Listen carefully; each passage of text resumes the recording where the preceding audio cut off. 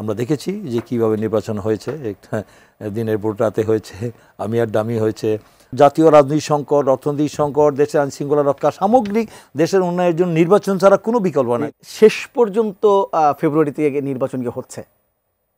ইনশাল্লাহ আমরা আশাবাদী যে এবারের ত্রয়োদশ নির্বাচনের যে ইতোমধ্যে যে ঘোষিত হয়েছে, যে রোডম্যাপ ঘোষণা করেছে বর্তমান অন্তর্বর্তীকালীন সরকার, নির্বাচন কমিশন, তো তার দিকে তাকিয়ে আছে সারা বাংলাদেশের মানুষ এবং এই দেশের সমস্ত রাজনৈতিক দল এবং পুরা বিশ্ব, মানে পুরা আমার আন্তর্জাতিকভাবেও চায়, জাতিসংঘ চায়, সবাই চায় যে দীর্ঘ 16 বছর এই দেশে মানুষের তাদের ভোটাধিকার থেকে বঞ্চিত ছিল, তাদের পছন্দের প্রার্থীকে ভোট দিয়ে তারা রাষ্ট্র পরিচালনার দায়িত্ব দিতে পারেনি। আমরা দেখেছি যে কীভাবে নির্বাচন হয়েছে, দিনের ভোট রাতে হয়েছে, আমি আর ডামি হয়েছে। 2024 আপনারা দেখি 2014 দেখেছি 154টি আসনে বিনা প্রতিদ্বন্দ্বিতা বিজয়ী হয়েছে।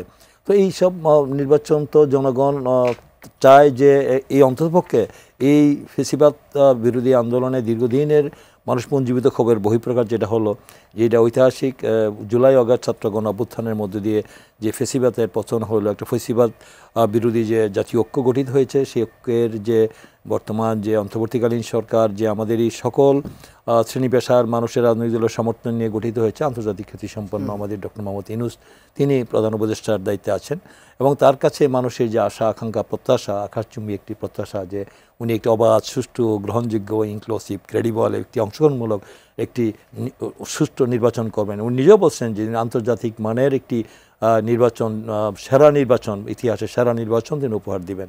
তো সেই দিকে নির্বাচন কমিশনও খুব দৃঢ়তার সাথে বলছেন, সমস্ত প্রস্তুতি ইতোমধ্যে তারা সম্পন্ন করেছেন এবং সেই নির্বাচনের দিন তারিখ গণিয়ে আসছে। সেখানে আমরা ঘোষিত মানে 2026 ফেব্রুয়ারির প্রথমার্ধে রোজার প্রাক্কালে অনুষ্ঠিত হওয়ার যে ঘোষিত হয়েছে, সেই রুটমের দিন তারিখ মোটামুটি ঘোষিত 12 ফেব্রুয়ারি বোধহয় হবে, সেটা আশা করা যাচ্ছে। সেটাকে সামনে রেখে দাও আমাদের অনেক আশঙ্কা প্রত্যাশা জনগণের রাজনৈতিক দলগুলির রয়েছে। সেই নির্বাচনটা হবে, আমি আশা করি যে সারা নির্বাচনই হবে। যে আজকেও আমরা দেখলাম যে উনি আমাদের যে প্রেস সচিব, প্রধান উপদেষ্টা, তিনিও বলেছেন যে কোনো রকম মানে পৃথিবীর কোনো শক্তি নেই যে এই নির্বাচনকে প্রতিহত করার, এবং আইন শৃঙ্খলা রক্ষাকারী বাহিনীকেও নির্দেশ দিয়েছেন যে তারা যেন কঠোর হন এবং যেন তারা কোনো ব্যাপারে শিথিলতা না দেখান। এবং নির্বাচনটা প্রস্তুতি নেওয়ার ক্ষেত্রে প্রশাসনের নির্বাচন কমিশনও বলেছেন তারা নির্বাচনের ব্যাপারে তারা জিরো টলারেন্স এবং সব ধরনের প্রস্তুতি তারা নিচ্ছেন। তো আমরা আশা করবো যে আমরা দায়িত্বশীল আচরণ যেন আমরা করি। আর আপনি কি প্রস্তুতি নিয়ে খুশি, মানে এখন সন্তুষ্ট? এখন অবশ্যই এখন খুশি, কিছু খুশি তো আছি, তারপরেও মানে কিছু শঙ্কা সংশয় থাকেই।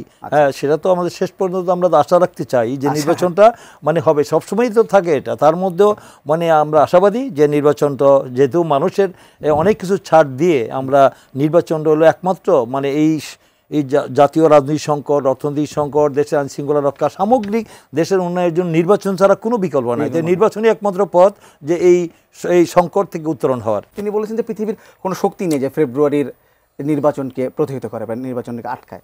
আপনি কি আসলে এই বক্তব্যতে কতটা আস্থা রাখতে পারেন? না, আমাদের যারা সরকারি দায়িত্বে আছেন, উপদেষ্টাদের বাইরে, তারাও যদি রাজনীতিকদের মতো কথা বলেন, এমনকি উপদেষ্টারাও, কারণ এরা তো দলীয় রাজনৈতিক দলের পরিচয়ে আসেননি, তারা আসছেন রাজনৈতিক দলগুলোর সমর্থনে, জনগণের সমর্থনে একটি অন্তর্বর্তী সরকারের দায়িত্ব পালন করছেন এবং তারা একটি অবাধ সুষ্ঠু নির্বাচন যত দ্রুত সম্ভব দেবেন, এটাই প্রত্যাশিত। এখন পৃথিবীর কোনো শক্তি নেই নির্বাচন প্রতিহত করতে পারে বা নির্বাচন বাধাগ্রস্ত করতে পারে বা নির্বাচন ঠেকাতে পারে। এখন কারা সে কোন শক্তি নির্বাচনের বিপক্ষে, সে তো সরকারকে বলতে হবে, চিহ্নিত করতে হবে, জানাতে হবে, জনগণকে এটা পরিষ্কার করতে হবে। আমার তো মনে হয় যে কেউ নির্বাচনের বাইরে না। এখন রাজনৈতিক দলগুলো তো নির্বাচনে অংশীদার, আর জনগণ তো ভোটার।